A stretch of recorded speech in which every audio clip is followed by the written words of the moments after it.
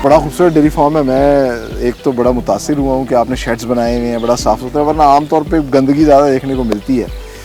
थोड़ा सा इसके बारे में बताइएगा। जी देखें, इसमें ये जो ब्रीड हमारे पास है इस वक्त, तो ये सारे ही प्योर फ्रीजियन ब्रीड है, ऑस्ट्रेलिया की होलिस्टियन एनिमल्स हैं ये।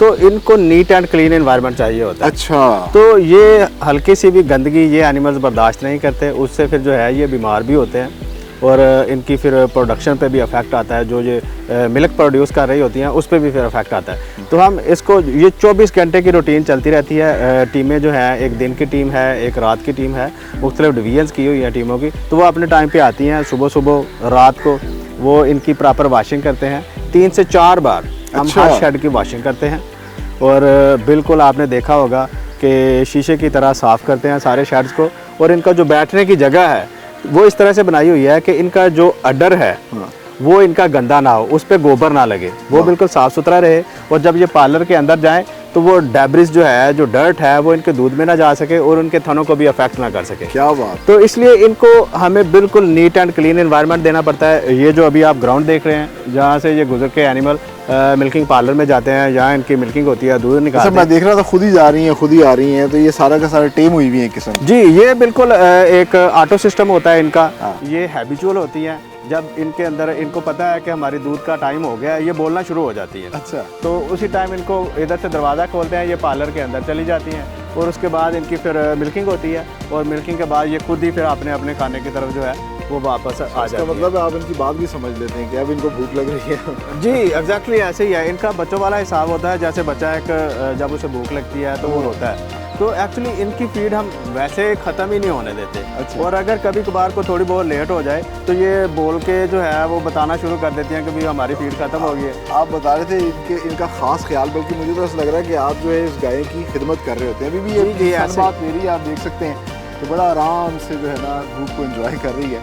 तो इनको खाने के लिए भी कुछ खास चीज़ देते हैं? जी, इनकी डाइट जो है ये बड़ी स्पेशल होती है और इनकी डाइट में हर चीज़ का हमें ख्याल रखना पड़ता है। इनको कैलोरीज कितनी देनी है, इनको प्रोटीन कितनी चाहिए, इनको फाइबर कितना चाहिए, इनको मिनरल्स कितने चाहिए। तो हर चीज़ जो है वो कैलकुलेटेड इन एनिमल्स को जा रही होती है। जैसे अगर हम देखते हैं कि एक एनिमल जो है वो 60 से 70 लीटर दूध दे रहा है, तो उसकी डाइट की जो रिक्वायरमेंट है वो हमें पूरी करना पड़ती है। तो उसके लिए हम जो इनको डाइट देते हैं वो टोटल ऑर्गेनिक डाइट है। सारी जो है प्लांट बेस्ड प्रोटीन हम यूज़ करते हैं। एनर्जी जो है वो सारी प्लांट बेस्ड यूज़ करते हैं। तो मेजर सोर्सेज हमारे पास जैसे कि कार्ब होती है, इसी तरह से कनोला जो है वो इनकी प्रोटीन में यूज़ होता है, सोयाबीन में यूज़ करते हैं। तो इस तरह इनकी एक प्रॉपर डाइट बना के सारे एनिमल्स को देते हैं। ठीक है, जिससे ये आसानी से मिल जाती है पाकिस्तान। जी, ये पाकिस्तान में आसानी से मिल जाती है। वैसे पाकिस्तान में लोग सर्च करते रहते हैं कि कौन सा कारोबार किया जाए। डेयरी फार्मिंग का काम आपको क्या लगता है कितना आसान है और कितना फ़ायदेमंद है? जी, डेयरी जो बिज़नेस है ये पूरा ही एक साइंस है। जो लोग इस बिज़नेस को समझ जाते हैं, इस पर इन्वेस्ट करते हैं, वो इससे बड़ा अच्छा अर्न कर रहे हैं और बड़ी कामयाबी से वो बड़े बड़े फार्म रन भी हो रहे हैं और चल भी रही हैं। तो ये बहुत अच्छा बिज़नेस है, इसमें आना चाहिए लोगों को। इसमें सबसे अच्छी चीज़ ये है कि मार्केट में जो है वो एक अच्छा दूध जो है वो मार्केट में अवेलेबल होता है। साफ़ सुथरा दूध है, नेचुरल ऑर्गेनिक मिल्क है, जो हेल्थ के लिए भी बड़ा बेनिफिशियल है। तो ये बहुत ही ज़बरदस्त बिज़नेस है। इसमें होता क्या है कि ये थोड़ा ट्रिकी है। ट्रिकी ऐसे है कि इनकी इतनी ज़्यादा केयर करना पड़ती है कि अगर किसी एनिमल के ग्रुप को फीड करनी है शाम को 3 बजे तो उसको हम 4 बजे भी शिफ्ट नहीं कर सकते, स्किप नहीं कर सकते। अच्छा। तो ये खाने की टाइमिंग है इनकी पूरी एक टाइमिंग है। उस टाइमिंग से आगे पीछे होंगे तो ये प्रोडक्शन इनके नीचे आ जाएगी, इनकी हेल्थ अफेक्ट होगी। इसका मतलब है कि जो ऑस्ट्रेलियन काऊ है ये बड़ी बूढ़ी है। ऐसे ही है, ऐसे ही है। ये जो है इनकी बड़ी ही ज़्यादा केयर करना पड़ती है। तो आप अपने खाने से ज़्यादा इनके खाने का इनकी ज़्यादा हमें टेंशन होती है। अगर इनका खाना ऊपर नीचे हो जाए तो हमें जो है ना वो फिर हमारी भूख खत्म हो जाती है। अच्छा, हमें ये टेंशन। मैं ये देख रहा हूँ कि पीछे काफ़ी ज़्यादा बच्चे वगैरह भी हैं। जी, तो ये भी आप साथ साथ मैनेज करते हैं, नई प्रोडक्शन हो रही है और ये सब चीज़ें भी। बेसिकली देखें, ये हमारी रिप्लेसमेंट हेफर्स हैं, ये हमारा एसेट है।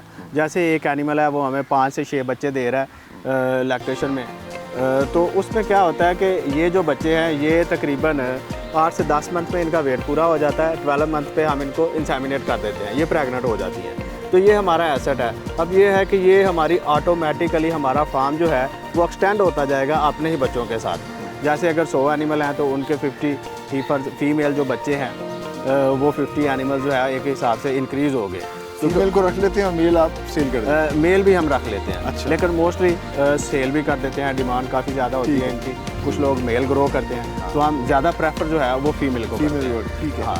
अच्छा, तो ये जनरली जो है कितने अरसे बाद एक तो मिल्क की प्रोडक्शन शुरू हो जाती है और कितने अरसे तक ये दूध देती रहती है? ये 20 से 24 मंथ में इसकी प्रोडक्शन शुरू हो जाती है। तो एक काऊ जो है वो ऑन एवरेज 5 से 6 लैक्टेशन जो है ये दे जाती है ये एनिमल्स।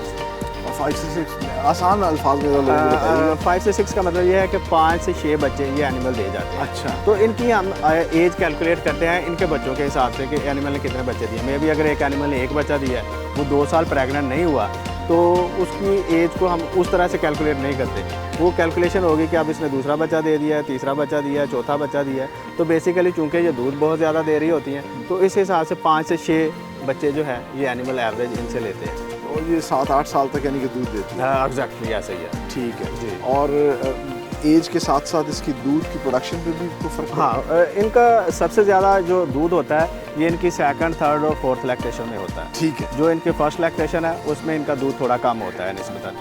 तो ये प्रेग्नेंट कम होती हैं, ये बड़ी जल्दी जैसा कि पहले बताया कि 20 से 24 मंथ में ये बच्चा दे के दूध पे आ जाती है।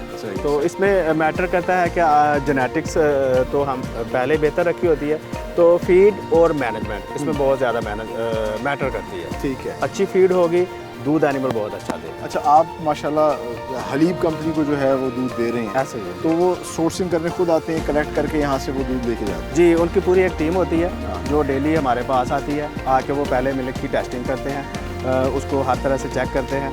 उसका जब स्टैंडर्ड ओके हो जाता है तो वो फिर इधर से लेके जाते हैं। तो हमें इस चीज़ पे भी बड़ा जो है मुख्तात रहना पड़ता है कि हम बिल्कुल उनके जो स्टैंडर्ड के मुताबिक जो इंटरनेशनल स्टैंडर्ड है वही मिल्क प्रोड्यूस करें और वही साफ़ सुथरा मिल्क जो है ये हमारे फार्म से लेके वो स्टैंडर्ड आपको देते हैं, उसके हिसाब से फिर आप इनकी अफजाइश करते हैं ताकि दूध वो निकले। ऐसे ही। बहुत शुक्रिया डॉक्टर साहब, बड़ा अच्छा लगा आपसे बात करके, जान के। तो मुझे लगता है ये डॉले जो है आपने दूध पी पी के बनाए। जी, ऐसे ही है। सो आपको पता चला है किस तरीके से डेयरी फार्म पे जो है ख़ास तौर पे ऑस्ट्रेलियन काऊ ये जो ब्रीड बाहर से मंगवाते हैं इनका ख्याल रखा जाता है। और अच्छी बात ये है कि बड़ा साफ़ सुथरा सिस्टमेटिक प्रोसेस में बनाया है। अगर सिस्टमेटिकली आप चलें तो बड़े अच्छे तरीके से आप ज़्यादा यील्ड ले सकते हैं और कारोबार में ज़्यादा फ़ायदा हासिल कर सकते हैं। सो आप सब लोगों को चाहिए, अगर आप इस कारोबार में आ रहे हैं तो एक अच्छा शेड लगाएं ताकि आपको भी फ़ायदा हो और आप खालिस दूध जो है वो सोसाइटी में लोगों को दे सकें।